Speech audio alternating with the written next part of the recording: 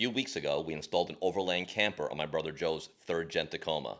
Since then, he's tasked me with a few things regarding the camper. Firstly, he wanted me to figure out a way to power the inside of the camper. Accessories, lights, fans, plugins, charging, things of that nature. Secondly, he wanted me to build him some kind of seating. Third, he wanted me to incorporate solar into the power station. In addition, he wanted the power station of the camper to be fully transportable. And he wanted it to be powerful enough where it can run a small cabin if need be. So the wheels in my head started turning, and I've thought about this for quite a while. I've actually consulted with someone as well to help me out with this project. I decided to incorporate everything together, and I want to show you what makes this power station a little different than most. The next video I do is going to be a full build on this particular power station. We are also going to be installing this into the Tacoma and doing the solar as well. Let me show you what this station is all about. A lot of people build these stations in boxes, and I've done something similar. This is actually Baltic birch. It's a very nice wood. It is expensive, but Joe wanted something that was presentable, not just a cheap plywood. In addition, it needed to be serviceable. So if something goes wrong inside the box, at our age, we don't want to be leaning inside and trying to figure out what's going on. So this is something that I did. This whole front panel comes off. And we're able to service the whole inside if need be. If we need to do upgrades or anything like that, it makes it quite easy. I didn't have the electric connected, but if I were to put the front panel back on, it would take me 30 seconds or less to connect everything. I've customized it so it's easy, disconnect and connect. The way it goes on is I have magnets that are set into the stops. You can see the electrical, which I'm going to go over in the next video a little more in detail. But this simply will come over here, push up, and it clicks right into place. Now I had help with this design. I have a close friend, David, who's a woodworker, and I consulted with him as well, and he came up with this removable design. The next challenge was figuring out all the electric and how to make it easy to disconnect. I want to show you the outside features first, and then I'll show you what's inside.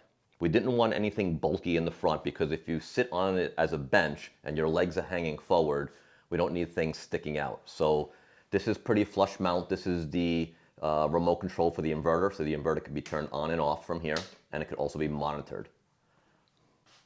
This right here is a switch panel. This is the 12-volt part of the system. This system is a 24-volt system. Most people do 12, we did 24. However, we incorporated 12-volt accessories. So this switch right here would power the voltmeter and the top ports, the USBs, and 12-volt socket. This could be for charging, run the refrigerator, or things of that nature. I have most of the fuse panel already set up. This is for the fan for the inside of the camper. These are the cabin lights for inside of the camper. That's going to be lights for inside the box, and then fans for inside the box to keep it cool. Coming around to the side, I have here the solar that's going to be run through the camper. It'll just be Anderson plug, quick disconnect. This way we can remove the box when need be. And then I also set up 2 ports. And I have everything labeled so it's not confusing for anyone who works on this. The left port is going to run the camper fan, which is the max air fan. And then the right port would just be an accessory port. You can run 30 amps through these ports with the wiring that I did. I also label it because these can get confusing. The left is your negative, the right is your positive. Right here I have 2 120 millimeter fans, and those actually pull air through the box. Let's go around to the other side. On the other side of the box, we have our AC outlets that's run directly from the inverter, 120 volt outlet, and then we have AC charging. So this is shore power. On the outside of the camper has shore power that'll connect directly through here. And this will charge the battery as well. So we have solar charging and we have AC shore power charging. I'll show you a look inside and then we'll take the front off and take a closer look.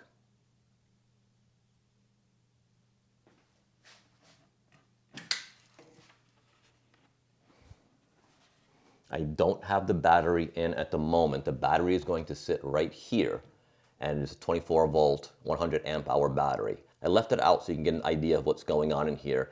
In the next video, I'll have it connected, we'll do testing, and then we'll run through everything. However, the battery will sit here.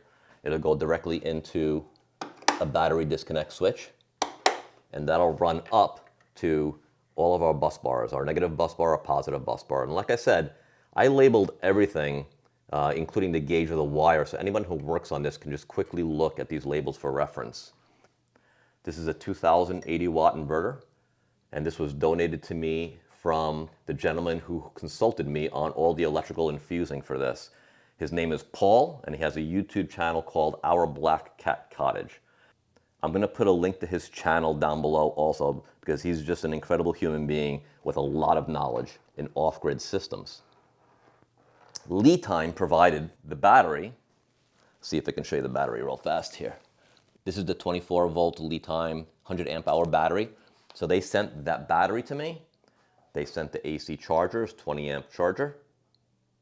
They also sent the 30 amp MPPT controller, as well as the bus bars. So huge shout out to LiTime for helping me out with this. I was actually in the process of building this unit. The ideas were in my head. I was putting down on paper, and LiTime emailed me with perfect timing and asked me if there's anything they can do to help. And they provided me with all these components. So thank you, LiTime. We'll go over the specs of all the components in the next video as well. So going from the 24 volt system, I have a step-down converter. This is a Victron Orion. This is a 24 volt to 12 volt step-down converter. I have it actually listed right here. This can run 70 amps on a 12 volt side. So this is my 12 volt fuse panel. It's a 6 switch fuse panel, and it can run up to 100 amps. Obviously, I can't do more than 70 because that's all I'm pushing with the Victron here. Two fans are 120 millimeter fans that are thermostatically controlled with this thermostat right here. That'll be connected from a switch on the front as well. Solar panels are going to be plugged in here in the top left, and then I'll go into a breaker. I also have another breaker down here, which is for the battery side of the charge controller. And then I have 125 amp A&L fuse for the inverter. Sitting on the battery post also will be a terminal fuse. This charger I ran all the way across. Now it'll plug into the bus bars, and then the AC part will run all the way across and up to that shore power that I showed you earlier. And then the inverter connects directly to the outlets, the AC outlets on the outside. These two cutouts are actually filters, and they're the vents that will have the air coming through and passing past all the components and then out from the exhaust here. These fans are really cool. According to this thermostat and the temperature of the box, those fans will spin progressively faster. And I'll show you that in the next video as well. It's pretty wild. Here's a little preview of how I connect everything. This is a 6-pin, 10-gauge wire connector. And then some of my other power for the accessories are from Wago lever nuts. So these connect, like I said, I can take this panel off in 30 seconds or under. It took me a while to think about this, but I got it all working, and it's fully functional. The handles are just rope handles that I put through the side. These magnets are earth magnets. I think they call rare earth magnets, but they're super powerful, and it keeps the front cover on perfectly. I could have simply built just a box, but like I said, if anything were ever to go wrong or had to change any components out or diagnose anything, I would have to be leaning over the inside of the box. Now I can just simply pull the front cover off if need be, and everything is easily accessible. I'm going to try to set the camera up and show you how this connects, but I'll go into more detail in the next video as well.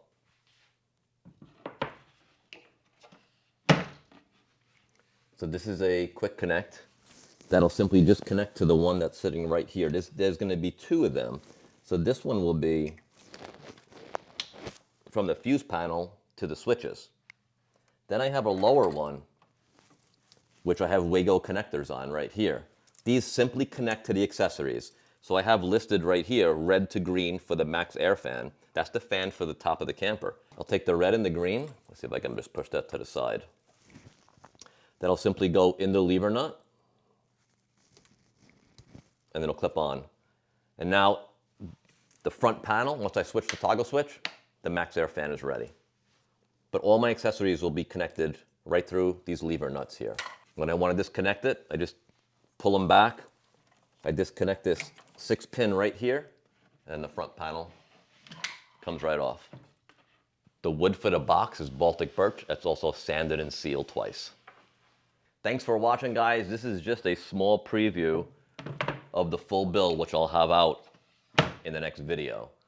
I just wanted to give you an idea of what I did. And most people do the 12-volt systems. This is a 24-volt system, so it's a little bit different than most. One of the hardest parts of this was making it fully portable and having the ability to have 12-volt accessories.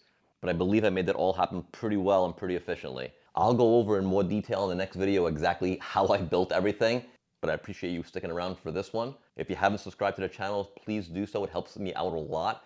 And don't forget, life begins where the pavement ends. I'll see you in the next one, guys.